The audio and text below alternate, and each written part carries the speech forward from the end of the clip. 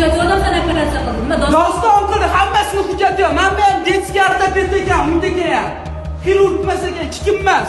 Ko'rsatsin dokumentni.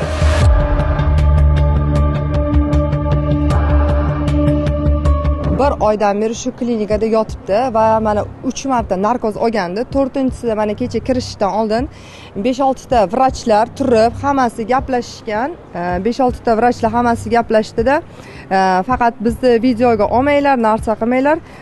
Biz mana lekin olganman. 5-6 ta vrachlar hammasi chiqib olib turib gapirishdi bular. Mayli, biz sizni sog'liq uchun qilamiz. Kokoshni bitta iltimosi bo'ldi. Mani yaramni ko'rsatasizlar. Menga nima bo'layotganini men ko'rishim kerak, videoni ko'rishim kerak dedi. Vrachlar shu bilan hop deb olib kirib ketishdi. Lekin biz 2 soatdan oshiq kutdik. Oldin operatsiyaga qatnashgan Umid degan vrachi mana bu yoqda o'zini kasalga solib, soat 6 da operatsiya bo'lishi kerak bo'lgan qizni oldida mana bu o'zini anaqaga savoldi, kasalga savoldi. Xullas, Kokoshni qorni o'rtasi ochilib yotdi, muskullari nekroz bo'lib, ichi yiringlab ketgan. Biz holat yuz bergan manzilga yetib keldik. Shifokorlardan rasmiy izoh so'raganimizda, ular kutishimizni so'rashdi. Biz kutyapmiz.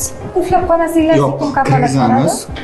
Qulflanmaydi, kirmaysiz, eshikni просто shunday qo'yaman, mayli?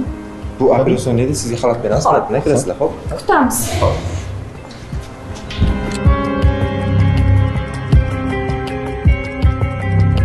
Operatsiya jarayonida nimalar bo'lgan? Operatsiyada muammo bo'lmaganmi? Men taklif qilingan shifokor sifatida keldim. 3-mart kuni chiroyli operatsiya bo'ldi. Operatsiya to'laqonlicha asoratsiz yakunlandi.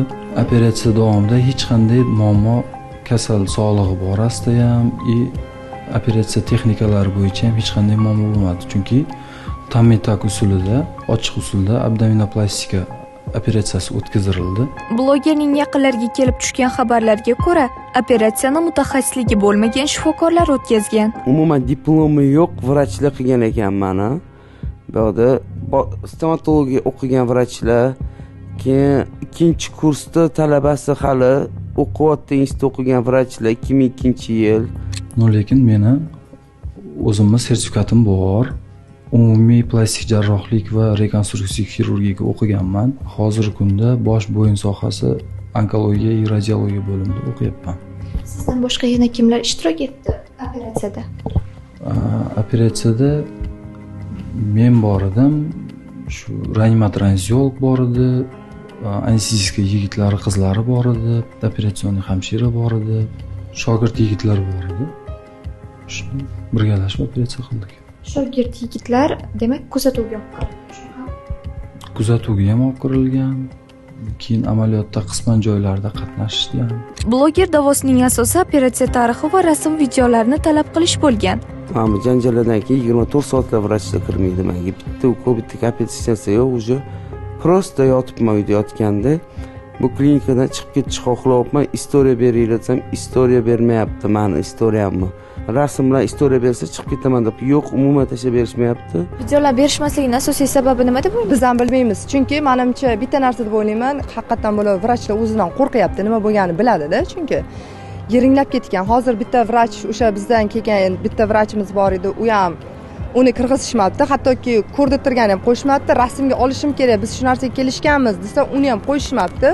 Bu savolga javob olish maqsadida klinika rahbariga yuzlanmoqchi edik, ammo Sudda ochgan insonning sinalarini o'zimning jigarim uchun keldim. Doktor urishdi.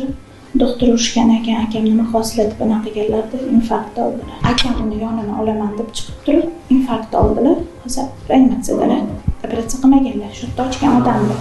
Umid qani deb yonlarigacha kirib, videoda qo'yishdi. Akam sal o'zlariga kelsa, o'zlari ham chiqarlar. Reportajimiz orqali tanganing ikki tomonini ko'rsatishga harakat qildik. Xulosa esa o'zingizdan. Biz bu mavzuga yana qaytamiz. Bu kun Muhayyam Narzullayeva, Ulug'bek Ilhomov, Toshkent.